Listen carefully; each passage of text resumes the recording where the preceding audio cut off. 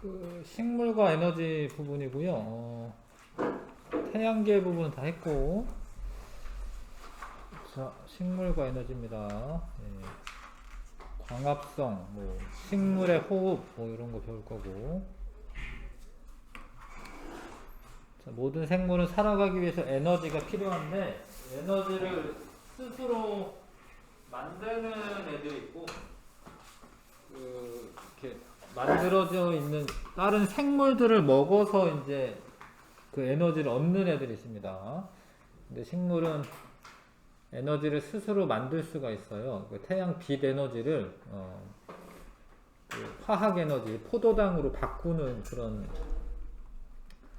광합성이라는 걸 할 수가 있고, 예, 사람이나 동물은 못하죠, 광합성을.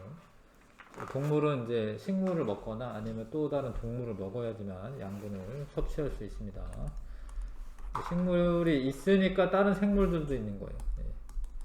식물을 비롯해서 광합성을 스스로 할 수 있는 생물이 있어야지 다른 동물도 있는 겁니다.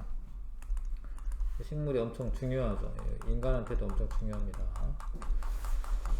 자, 아무튼 광합성, 빛을 이용해 뭘 합성한다 이거죠. 빛을 이용해 뭘 합성하는데 영양분을 합성하는 거예요. 영양분을. 빛을 이용해 영양분을 합성합니다. 예. 식물이 빛 에너지를 이용하여 이산화탄소와 물로부터 이게 이제 원료가 되는 거죠. 예, 이게 반응물이 되는 건데 이거로부터 포도당과 산소를 만드는 과정을 광합성이라고 합니다. 좀 구체적으로 써보면 이산화탄소가 CO2로 되어 있으면 CO2, 그쵸? 물은 H2O고. 그래도 우리가 화학 단원을 좀 배웠으니까, 요게 포도당이 되는데, 이 포도당이 탄소가 6개가 들어가고요. 이게 수소가 12개, 산소가 6개 들어가요, 이렇게. 그러니까 요 탄소들이 이렇게 여러 개 모여야 되는 거야. 이게 6개는 들어가야 돼, 이산화탄소가. 그래야지 탄소가 6개가 생기거든요, 그쵸? 산소도는 O2인데 개수를 맞추자면 수소가 12개니까 예, 이 물 분자도 6개 들어가야지 6이 12에서 12개 되죠. 근데 산소가 여기 12개가 있고요. 여기 6개니까 합하면 이제 18개가 있네. 6개 여기 있잖아요. 그럼 여기 6 쓰면 이게 개수가 맞는 거예요. 이런 식으로. 요런 반응이 일어납니다. 그러니까 이산화탄소 6개랑 물 분자 6개 결합해서, 그러니까 좀 더 등치가 큰 애를 진짜로 만든 거죠. 합성을 한 겁니다. 합성. 그리고 포도당이 합성이 되고 산소가 나옵니다. 요런 거를 할 수 있는 할 수 있는 장소가 어디냐면 엽록체예요. 엽록체. 초등학교 때는 이제 잎에서 광합성한다 이렇게 배웠는데 잎 중에서도 엽록체가 있어야 돼요. 엽록체가 있는 세포에서 광합성이 되는 거예요. 엽록체가 있는 세포에서 광합성이 됩니다. 그러니까 지금은 얘네들은 엽록체가 있는 세포지. 이렇게 여기 하나의 세포가 있는데 요거 하나하나가 세포가 아니라 세포 안에 엽록체가 있는 거야. 동글동글한 애들. 그림에 잘 보시면 이제 엽록체가 있는 데는 이제 울타리 조직이라고 하는 부분과 해면 조직, 표피 조직에는 없어요. 없는데 표피 조직의 일부, 여기 잘 보면 여기 공변세포가 있고요. 공변세포. 공변세포, 기공의 주변에 있는 세포, 공변세포가 있는데 공변세포에는 엽록체가 있어요. 요거랑 여기랑 여기 이렇게. 표피 조직에는 엽록체가 없어요. 아무튼 엽록체가 식물 세포의 모든 세포에 다 있는 건 아니에요. 자, 그래서 광합성이 일어나는 장소가 어디냐 이렇게 물어보면은 잎이라고 하지 말고 이제는 이제 엽록체라고 하셔야 돼. 여기서는 식물의 잎을 구성하는 울타리 조직과 해면 조직에 많이 들어있다. 근데 여기 이제 공변세포에도 들어있어요. 공변세포. 하나 더 쓸게. 공변세포에도 들어있습니다. 자, 엽록체랑 엽록소랑 구분을 하셔야 되는데 엽록체는 요거 알갱이 하나하나를 엽록체라고 하고 또 엽록체 안에 초록색 색소가 있어요. 색소. 초록색 색소가 빛 에너지 흡수하는 역할을 하거든요. 그 색소를 엽록소라고 하는 거예요. 엽록소. 엽록소는 이제 녹색 색소를 말하는 거예요. 식물의 잎이 초록색으로 보이는 것은 엽록체에 엽록소가 있기 때문이다. 근데 왜 또 하필 녹색이냐면 사실 빛이 빨주노초 파남보가 다 와서 녹색을 반사를 하는 거야. 녹색은 반사를 하고 나머지 파란색이나 빨간색 계통은 광합성 하는데 써요. 그러니까 녹색으로 보이는 거예요. 네. 왜냐면 이제 이 빨주노초 파남보 그 레드 그린 블루 요 세 가지 색깔 중에 녹색은 반사를 하고 나머지는 자기가 흡수해서 씁니다. 네. 그래서 색깔이 녹색으로 보이는 거예요. 어찌됐건 자, 광합성에 필요한 요소 빛이 필요하고, 근데 빛은 사실 어떤 물질은 아니에요. 물질은 아니고 에너지입니다. 에너지. 빛 에너지를 가 필요하고요. 그 다음에 물질은 이제 이산화탄소랑 물이 필요합니다.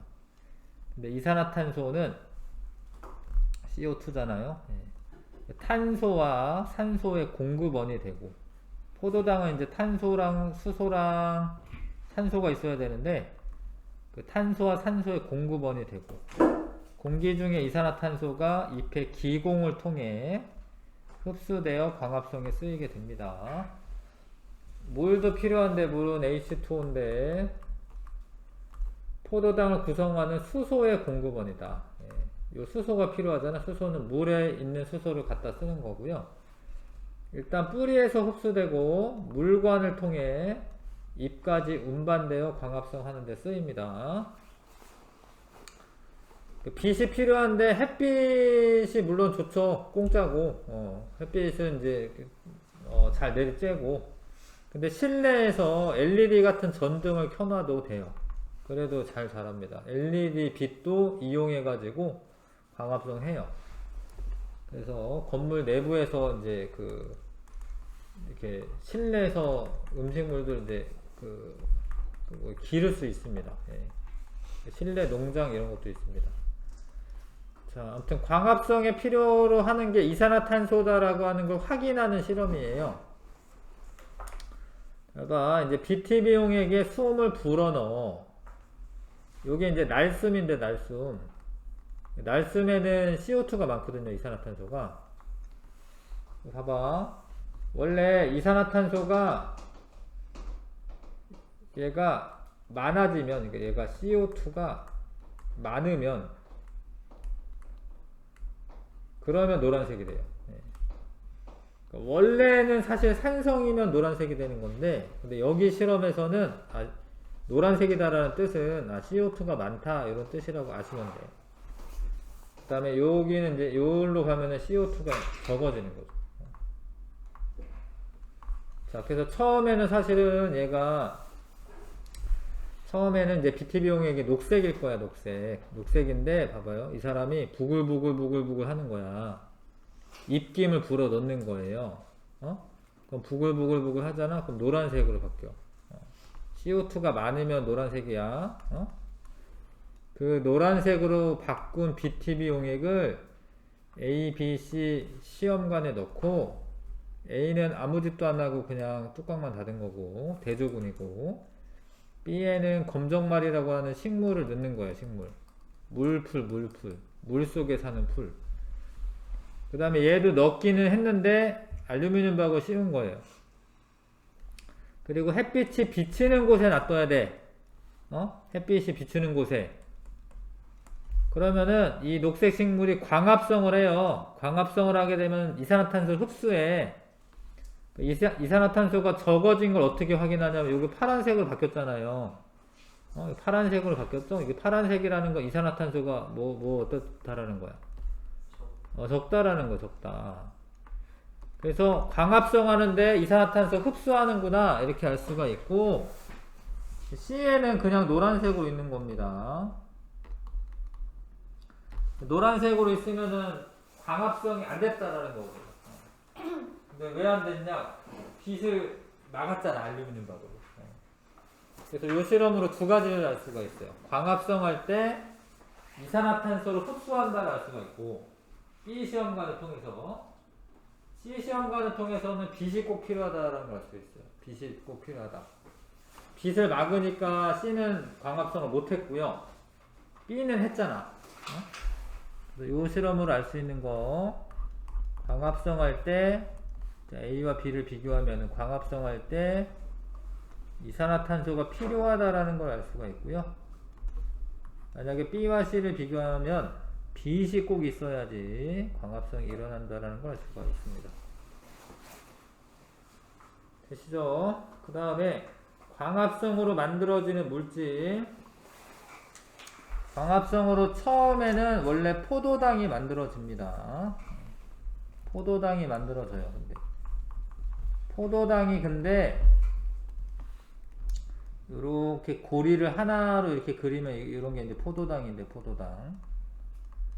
대부분의 식물은 물에 잘 녹는 포도당을 곧 녹말로 전환하여 낮 동안에 엽록체에 저장을 합니다. 여기 이렇게 많이 결합을 하잖아.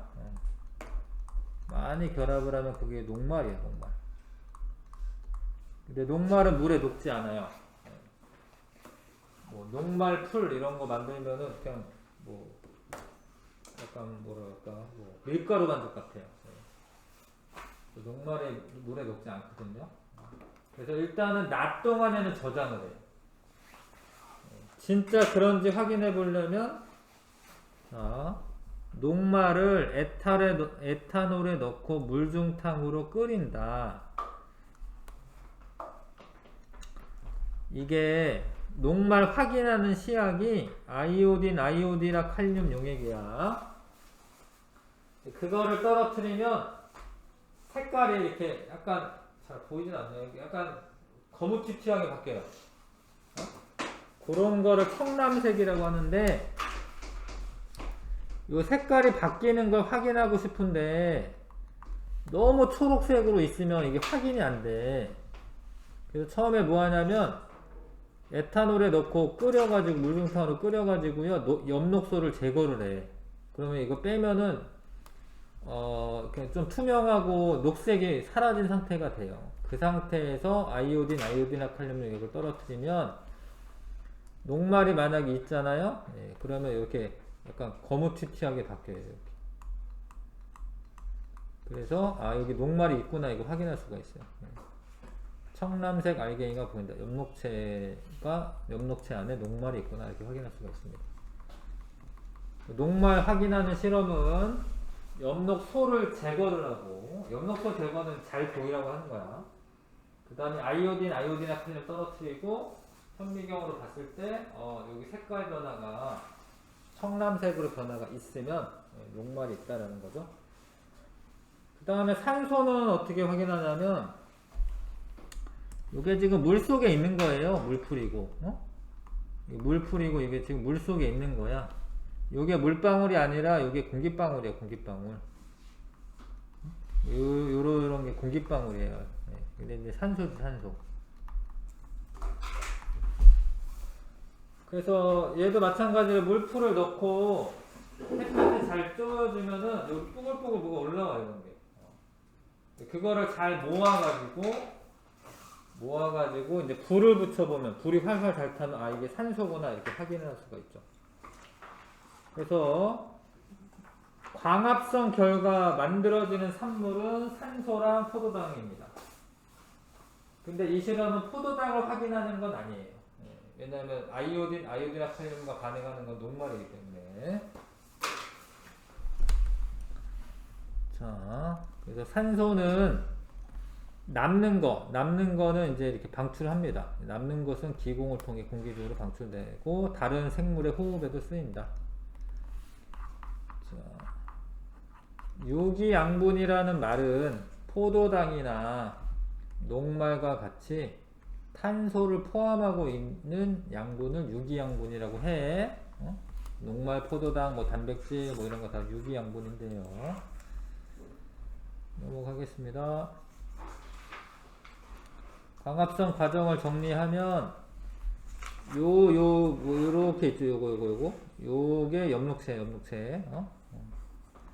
광합성할 때 이산화탄소 필요한데 이산화탄소는 기공을 통해서 공기 중에서 들어옵니다. 이게 물이죠, 물.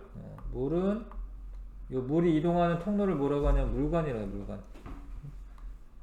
물관을 통해서 뿌리에서 흡수한 다음에 물관을 통해서 엽록체까지 옵니다.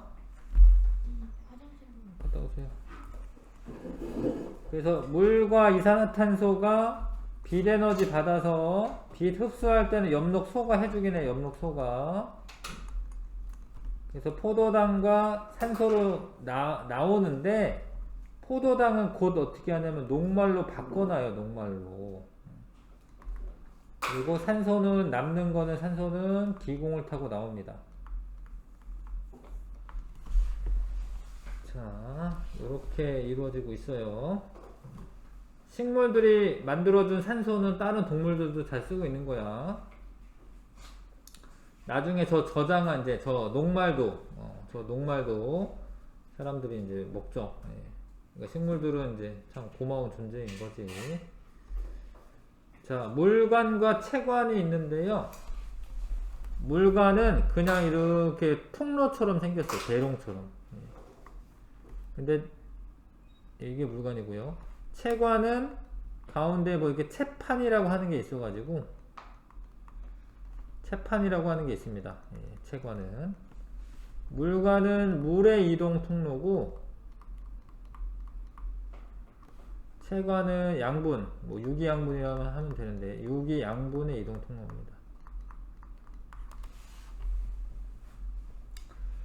자, 낮 동안에는 녹말로 저장을 하는데 얘가 밤이 되면 이 밤에 요게 뭐냐면 요게 설탕이야, 설탕.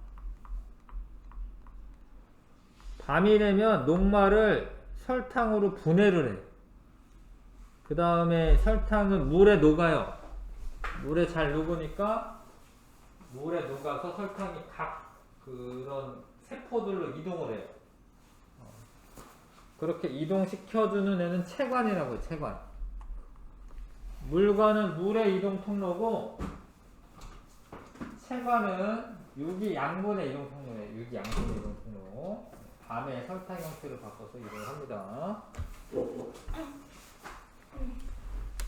녹말은 이제 물에 녹지 않는 형태로 전환되어 낮 동안에 보관하다가 밤이 되면 이동하기 쉬운 형태로 바꿔서 그 이동하기 쉬운 형태가 설탕이거든요. 설탕. 설탕은 물에 녹아요. 물에 녹아서 채관을 통해 식물 전체로 이동한다. 자, 광합성의 의 양분을 태양 에너지를 가지고 스스로 영양분을 만들 수 있다라는 거고요. 빛 에너지를 화학 에너지로 전환을 해주는 거예요. 빛 에너지를 포도당 속의 화학 에너지로 바꾸어서 저장합니다. 그래서 식물들을 먹으면 우리가 이제 그 저장된 에너지를 쓸 수가 있죠. 그 다음에 산소도 생성해 줍니다. 광합성 과정에서 생성물의 호흡에 필요한 산소가 생성된다. 자, 합성량 체크. 식물에서 광합성은 주로 잎을 구성하는 세포의 엽록체에서 일어나는 거고, 광합성에 필요한 에너지원은 빛 에너지고, 광합성에 필요한 무엇은 기공을 통해 들어오고, 이산화탄소. 그 다음에 무엇은 물이죠. 물은 뿌리를 통해서 흡수된다. 광합성 결과 최초로 생성되는 산물은 포도당이고요. 곧 물에 녹지 않는 녹말로 바꿔서 저장했다가 낮 동안에 잎에 저장된다. 광합성 결과 양분 외에도 산소기체가 생기죠. 산소기체. 광합성이 엄청 중요한 거고 생태계의 근본이 됩니다. 아이고 재밌는 내용이 소개가 되는데, 대부분 동물은 사실 광합성 못하는데 엘리시아라고 하는 어떤 달팽이는 달팽이거든요. 껍질이 없으면 민달팽이라고 하죠. 얘는 희한하게 헬조류 같은 걸 먹어. 근데 그러면 거기 엽록체가 있거든요. 근데 그 엽록체를 소화를 안 시키고 가지고 있어요. 신기한 일이지. 엽록체를 가지고 있습니다. 그래서 엽록체가 광합성을 해줘. 엘리시아는 먹이를 찾아다니지 않아도 된다. 사람도 엘리시아처럼 광합성 할 수 있게 된다면 식량 문제를 해결할 수 있을까? 희한하지. 엽록체가 자기 몸에 남아 있는데 그게 광합성을 해요. 놀라운 일이죠. 이런 건 연구해볼 가치가 있죠. 어떻게 저렇게 되나. 광합성에 영향을 주는 요인 조금만 이따 하고.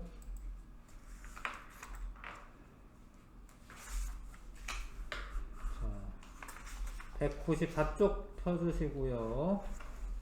광합성이 일어나는 장소와 산물 찾기, 탐구하기.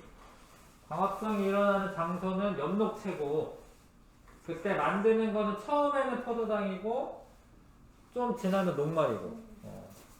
그걸 어떻게 실험하냐면, 일단 이 사람이 또 이렇게 뭐 빨대를 꽂고 있죠? 이거는 불어주는 거야. 솜을 불어넣는 경우는 왜 그러냐면 이산화탄소를 공급을 하는 거예요. 그 다음에 하나는 어둠 상자를 씌우고 햇빛이 잘 비치는 곳에 하루 동안 놓아준다. 그럼 여기에 이제 산소가 좀 생겼을 거고, 여기는 나중에 배우겠지만 어둠 상자가 있으면은 이산화탄소가 더 생겨요. 호흡만 하기 때문에. 그래서 A에서 기포가 발생하고 불꽃이 커진다. A는 산소가 있다는 뜻이지, 산소. 자, 그 다음에 검정말 잎을 하나씩 떼어 자, 유리 덮개를 덮고 관찰한다. 초록색 알갱이가 관찰된다. 얘네를 에탄올에 넣고 물중탕으로 끓이면 엽록소가 제거가 됩니다. 그 다음에 아이오딘이나 칼륨 이런 게 떨어뜨리면 청람색으로 바뀌는 부분들이 보여요. 그게 엽록체지, 엽록체. 광합성이 일어나는 장소는 잎의 세포의 엽록체이고, 식물의 광합성은 빛이 있을 때 일어나며, 광합성 결과 녹말과 산소가 만들어집니다. 이때는 녹말 써야 되는데, 왜냐면 이때 실험을 뭐 했냐면 아이오딘이나 칼륨 용액으로 실험한 거야. 아이오딘이나 칼륨이 있을 때 녹말이 있으면 청람색으로 바뀌거든. 그러니까 요 실험을 통해서는 포도당을 확인한 건 아니에요. 녹말을 확인한 겁니다. 1, 2번 한번 해보시고, 탐구 문제 1, 2번.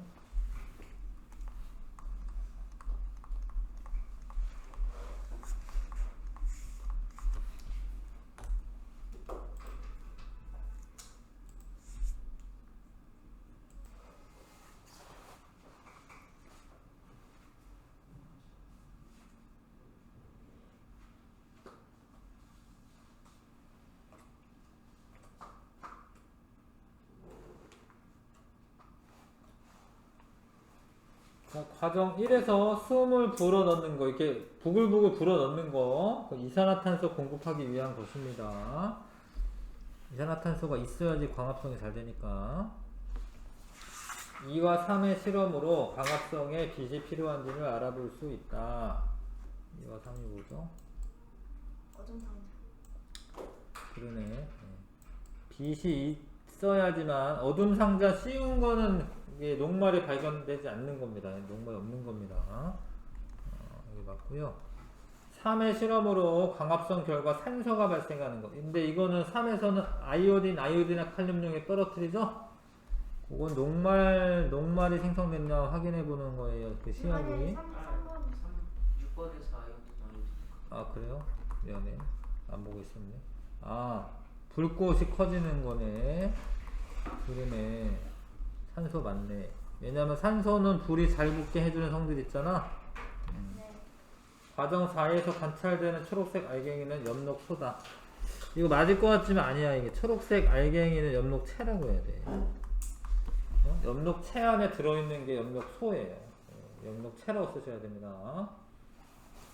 과정 6에서 포도당 검출하는 게 아닙니다. 녹말입니다. 녹말. 틀렸죠? 자, 떨어뜨리기 전 이거 왜 이렇게 하냐? 엽록소를 제거를 하기 위해서. 근데 제거는 왜 하냐? 그러니까 색깔 변화를 관찰하기 쉽게 하려고 하는 거예요.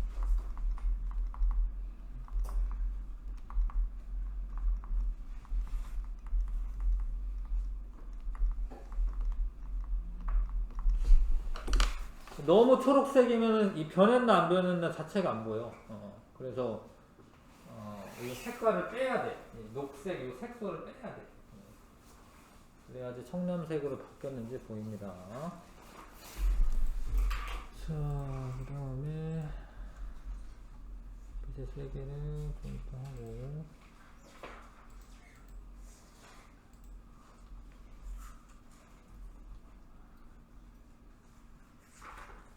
이거는 그냥 다 하고 해야겠다. 예.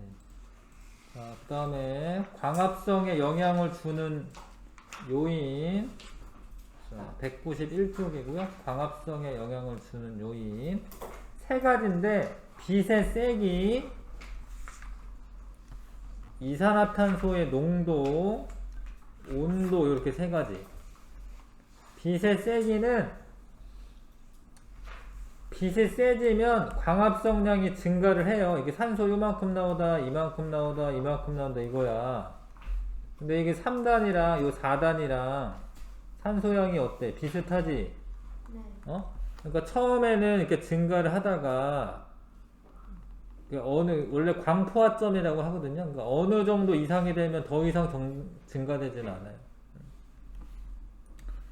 자, 그 빛의 세기가 증가할수록 광합성 양도 증가하지만 빛의 세기가 어느 정도 이상이 되면 광합성 양은 더 이상 증가하지 않고 일정하게 유지가 됩니다. 이 그래프 이해 가시죠?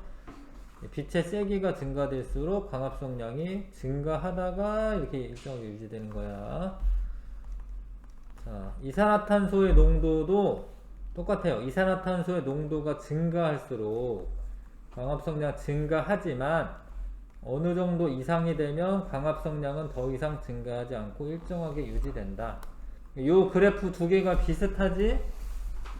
얘는 이제 이산화탄소 농도 증가할수록 광합성량 증가하다가 유지된다.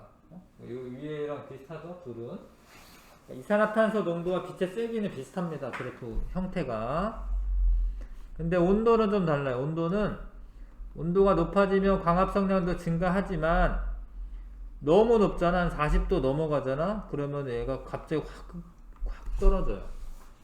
어느 정도 이상이 되면 광합성량은 오히려 감소합니다. 이거는 이 식물 세포가 파괴되는 거나 마찬가지야. 온도가 너무 높으면은 이 식물에 있는 그 여러 가지 광합성에 관여하는 효소들이 작용을 못해요. 그래서 온도는 한 3에서 40도 이상이 되면 그 이상이 되면 급격하게 감소합니다. 이제 3에서 40도 정도가 제일 좋고 그 이상이 되면 급격하게 감소합니다. 하여튼 이런 광합성 하려면은 효소라고 하는 게 관여해야 되는데 그 효소는 온도에 영향을 많이 받고요. 대부분 30에서 40도씨에서 활발하게 작용하고 그보다 온도가 낮거나 높으면 반응 속도가 떨어지기 때문에 광합성량의 그래프도 이와 유사하게 나타난다. 자, 식물의 광합성에 영향을 주는 요인 세 가지. 빛의 세기. 이거 그냥 빛 딸랑 이렇게 쓰지 마시고 빛의 세기까지 쓰셔야 돼요. 이산화탄소의 농도, 그 다음에 온도, 이렇게 세 가지가 광합성량에 영향을 주는 거고요. 빛의 세기가 증가할수록 광합성량도 증가하지만 처음엔 증가하죠. 어느 정도 이상이 되면 광합성량은 일정해진다. 감소한다가 아니야. 이거는 일정해진다. 온도가 증가할수록 광합성량도 증가하다가 어느 정도 이상이 되면 급격히 감소한다. 온도는 급격히 감소하고 나머지 두 개는 일정해집니다. 광합성과 증산작용. 광합성에 물이 필요한데 뭐 큰 나무 같은 경우에 뿌리가 이렇게 있고 저기 꼭대기에 이파리가 있을 거 아니야. 그죠? 뭐 10m, 20m 올라가야 되거든요. 그럼 물이 저기까지 끌어올려줘야 돼요. 여기까지 물이. 이 물을 끌어올리는 원동력이 증산작용이 되거든요. 물을 뿌리에서 흡수한 후 줄기의 물관을 통해 잎까지 이동하는데, 자, 이때 물을 끌어올리는, 잎까지 물을 끌어올리는 가장 큰 원동력은 뭐냐? 증산작용이다. 근데 그럼 증산작용이 뭐냐? 여기 비닐봉다리 같은 거 이렇게 씌워 놓은 거예요. 좀 지나잖아. 그럼 안에 물방울들이 맺혀. 잎에서 수증기로 증발이 돼서 날아가는 애들 못 날아가게 이게 비닐봉지로 감싸 놓은 거야. 그러면 여기 물방울 맺힙니다. 증산작용이란 식물체 안에 있는 물이 수증기로 증발되어 잎의 표면에 있는 기공을 통해 배출되는 현상이다. 그러니까 증발되는 거죠, 증발. 증산작용이라고 해요. 잠깐만요. 자, 아무튼 물이 잎에서 기공을 통해 증발돼서 날아가는 거를 증산작용이라고 합니다. 자, 기공이라고 하는 게 있어요. 구멍이 있어요. 공기 구멍. 기공이 있는데 기공 주변에 있는 두 개의 세포를 공변세포라고 해요. 공변세포가 기공을 이루고 있고, 근데 공변세포는 다른 표피세포랑은 다르게 엽록체가 있어요. 그렇죠? 희한하게 얘만 있습니다. 그러면 이렇게 돼. 희한하게 낮에 햇빛이 비쳐. 그러면 이 공변세포 안에 있는 엽록체가 뭐 하겠어요? 광합성을 하겠지, 그쵸? 광합성 해요.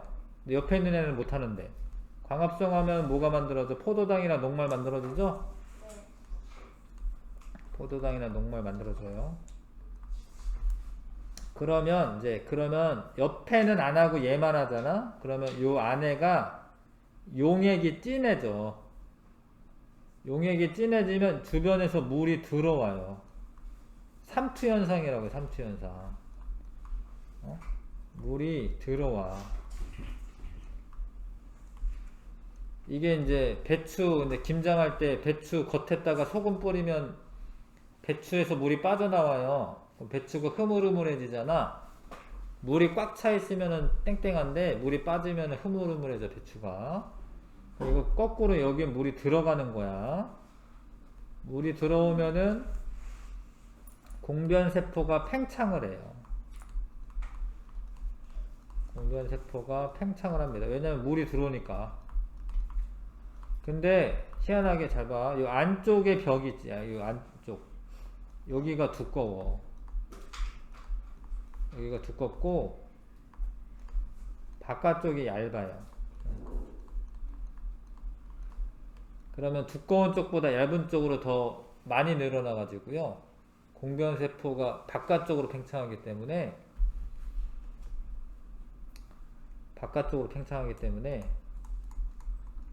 그래서 열려요. 기공이 열린다. 낮에.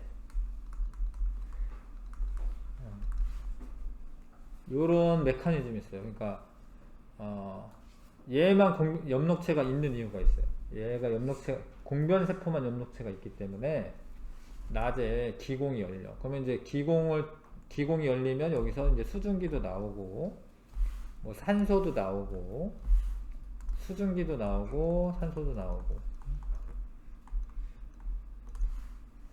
자, 기공은 잎의 표면에 있는 구멍으로 한 쌍의 공변세포로 둘러싸여져 있는데, 기공을 통해 산소나 이산화탄소가 드나들고 수증기가 배출됩니다. 육상식물은 기공이 주로 잎의 뒷면에 많아요. 뒷면. 그러니까 지금 이 잎이 있으면 앞면에 구멍이 많으면, 예를 들어서 먼지가 막 쌓인다던가 아니면 비가 온다던가, 그러면 기공이 막히거든요. 잎의 뒷면에 많습니다. 뒷면. 그 다음에 공변세포라는 것은 표피세포가 변형된 것이고, 특히 엽록체가 있어요. 엽록체. 광합성을 할 수가 있고요. 기공 쪽 세포벽이 두꺼워요. 안쪽. 기공 쪽 세포벽이 두꺼워. 그래서 얘가 팽창을 할 때 바깥쪽으로 팽창하기 때문에 열렸다 닫혔다 하는 겁니다. 자, 요거는 뭐 하는 거냐면 염화 코발트종이라고 하는 거는 원래 수분이 있으면 얘가 지금은 파란색이지만 수분이 있으면 붉은색으로 바뀌는 애야. 수증기가 있으면 붉은색으로 바뀌는 애야. 그거를 앞뒤로 한 다음에 좀 기다리면 앞면은 별로 변화가 없고 뒷면에 변화가 많아요. 뒷면에. 왜냐하면 기공이 뒤쪽에 많으니까. 기공이 뒤쪽에 많으니까 증산작용이 뒤에서 더 활발하게 일어나면서 거기는 이제 붉은색으로 바뀌는 거죠. 요거를 이제 이거를 보려면 잘 봐. 여기 요 얇게 요 뜯어진 거 여기 보이나? 얇게 요거를 보는 거야. 요거 뜯어가지고 표피.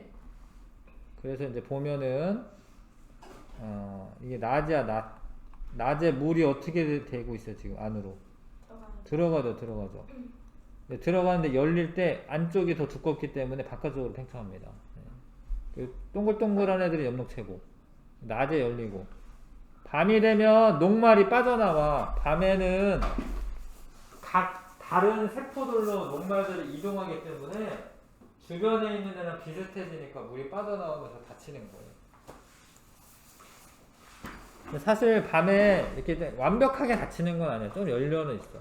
아예 공기가 드나들지 않는 건 아니기 때문에.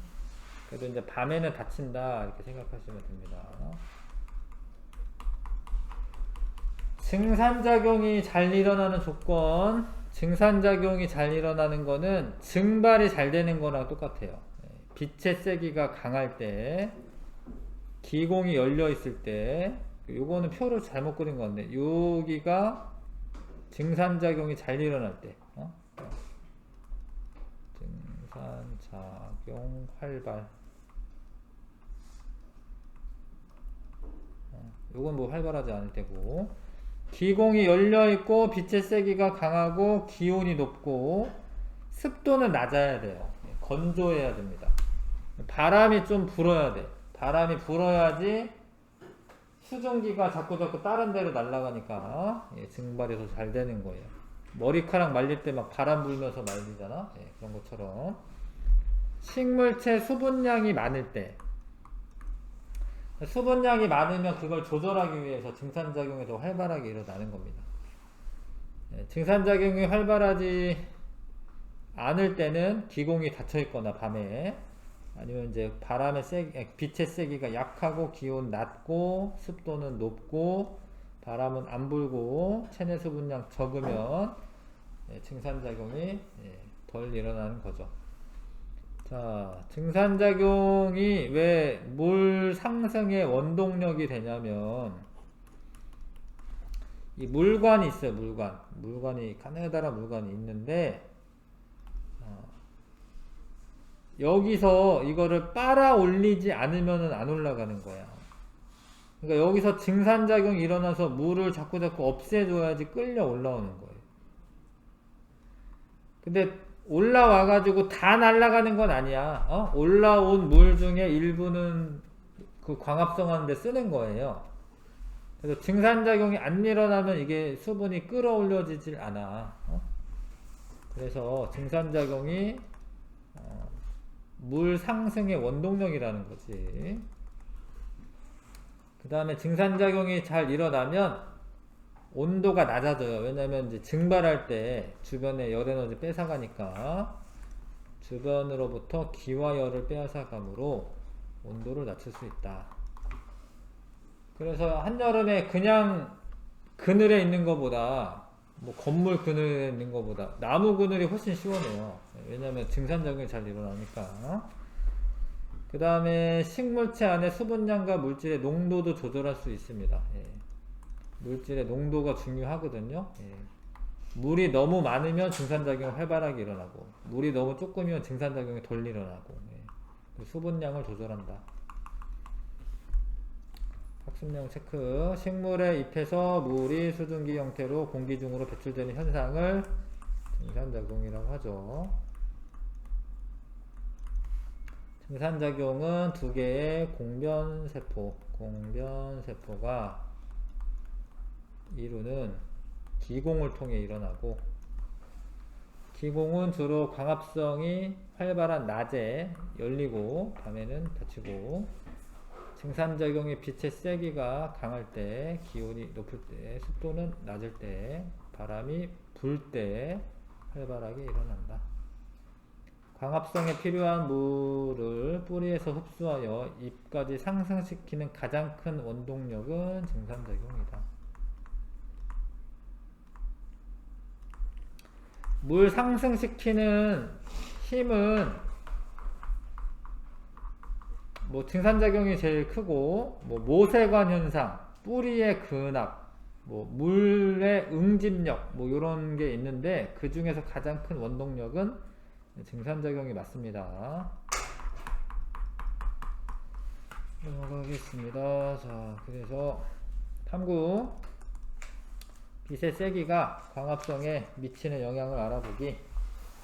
자, 검정말을 이용하는데 이때는 뭐에 따라 써 있냐면요, 1% 탄산수소 나트륨 용액에 넣는다라고 되어 있어요.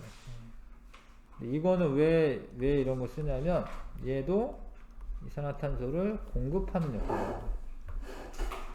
원래 이산화탄소가 물에 녹으면 탄산수소가 돼요. 탄산이 되는데, 하여튼 이 탄산수소 나트륨을 녹여 놓으면은 이산화탄소 공급하는 거나 마찬가지야. 그러니까 아까 옆에 있는 실험은 이제 숨을 불어 넣어서 이산화탄소 공급한 거고, 요거는 이제 탄산수소 나트륨 수용액을 이용한 거고. 아무튼 그렇게 하고, 자, 전등을요 비춰요. 광합성이 되겠지? 광합성을 하면은 기포가 하나 이렇게 올라와. 이렇게 빛의 세기를 세게, 광합성을 많이 하니까 기포가 많이 올라와. 근데 이때 기포는 뭐예요? 이때 기포는 이 기포는 뭐예요? 이건 산소가 많이 나오면 광합성량이 증가되는 거랑 똑같거든요. 그쵸? 광합성량을 의미하지. 자, 아무튼 이게 LED가 1, 2, 3, 4, 5단까지 되네. 근데 3단까지 했을 때 늘어났죠. 그쵸? 기포수가. 근데 4단이나 5단이나 어때? 지금 똑같지? 네. 빛의 세기가 증가하더라도 어느 정도 이상에서는 광합성량이 일정하다. 이해가세요? 네. 자, 탐구 확인 문제 1번부터 2번 풀어보시고.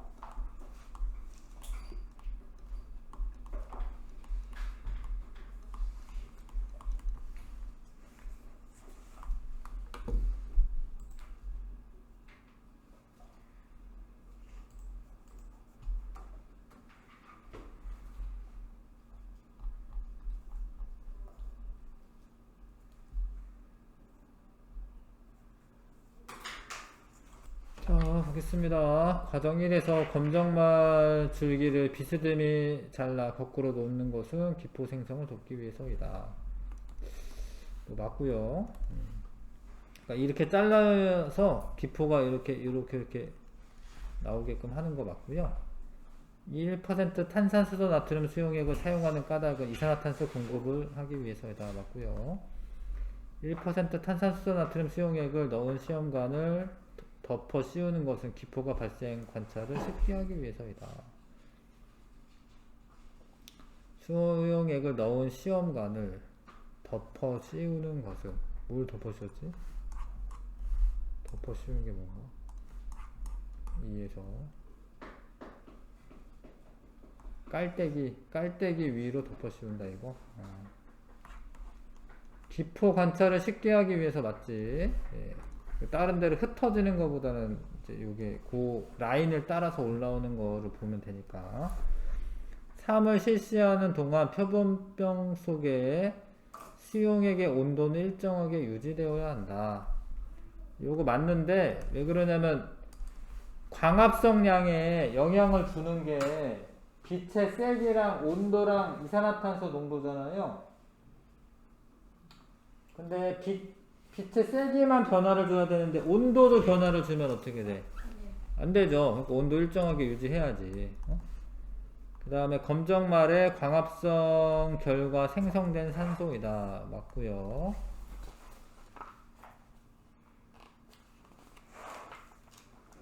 잠깐만 답좀 확인해 볼게요. 1번이 틀렸네. 이거 뭐지? 비스듬히 잘라 거꾸로 놓은 것은 기포 생성을 돕기 위해서이다. 기포가 생성되는 걸 돕는 건 아닌가 보구나. 답이 X로 되어 있네요. 그러니까 기포가 모일 수 있게 해준다라고 하는 게 좋을 것 같네. 해설 좀 잠깐 볼게요. 잠깐만.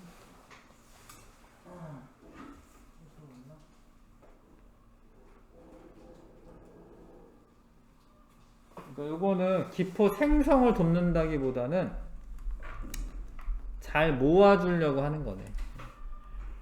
요거는 요거 X 하는 게 낫겠다. X 할게요. 자, 2번. 자, 이게 예전에는 사실 LED가 요즘은 많으니까 이걸로 하면 되는데 LED는 근데 열이 잘 발생하지 않아요.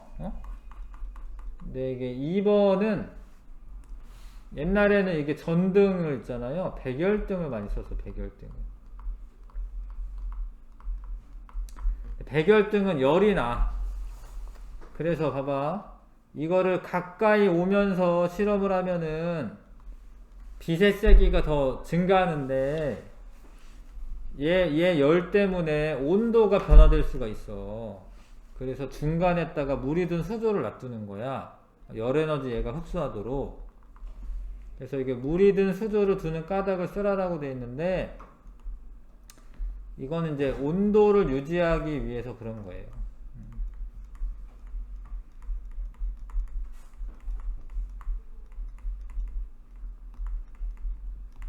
그 다음에 전등 사이의 거리와 빛의 세기와의 관계는 검정말과 전등 사이의 거리가 가까워지면 빛의 세기가 증가하는 거죠.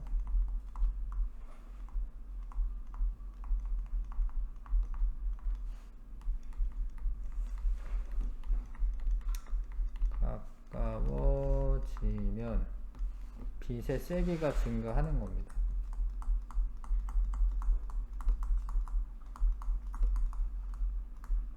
이거를 이제 가깝게 하면서 기포수를 세는 거예요. 요즘은 다 LED 등이니까 사실 저렇게 할 필요는 없는데 뭐 옛날에는 책에 이렇게 나왔었습니다. LED는 열이 별로 발생하지 않기 때문에 괜찮고요. 자, 광합성에 대해서 1648년부터 연구를 했네, 사람들이. 하나하나 이제 알아가는 건데, 물만 주잖아? 그러면 쑥쑥 잘 자라. 그러니까 이 흙의 어떤 성분은 0.06kg 밖에 줄지 않았고, 그러니까 얘가 자라나는데 물이 필요하다는 걸 아는 거지. 물이 필요하다. 물을 흡수하여 자란다고 생각했다. 1648년에. 5년이나 길렀네요. 1772년에는 얘가 광합성, 이제 산소를 만들 수 있다 이런 걸 한 거예요. 프리스틀리가 그냥 유리종 안에 넣어둔 쥐는 좀 있으면 죽었는데 산소가 부족하니까 식물이랑 같이 기르면은 얘 더 오래 살아남아요. 왜냐면 식물이 산소를 제공해 주기 때문에. 촛불도 마찬가지입니다. 촛불도 더 오랫동안 탑니다. 잉앤하우스라는 사람은 근데 햇빛이 비추는 곳에 두면 오래 살지만 햇빛이 없잖아? 그러면 더 빨리 죽어. 왜냐면 이 식물이 호흡을 하기 때문에. 자, 그래서 아무튼 광합성 할 때 뭐가 필요하다? 빛이 필요하다. 1779년에. 그 다음에 세네비에라는 사람은 이산화탄소가 있을 때 광합성 잘 된다. 이산화탄소도 필요하구나. 이렇게 한 거고. 소시르는 뭐니?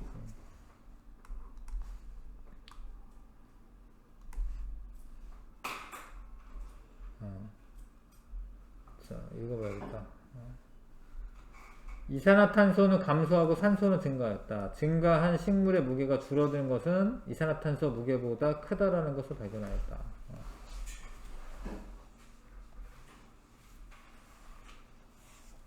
아무튼 이산화탄소 들어가고 산소 나온다. 뭐 이건 안 거네요. 그래서 엽록체에서 광합성 한다. 이것도 알게 되었습니다. 그래서 이렇게 몇백 년에 걸쳐서 광합성 연구한 거죠. 조금 쉬었다 하는 게 좋겠습니다. 그렇죠? 잠깐만 쉬었다가 문제 풀게요.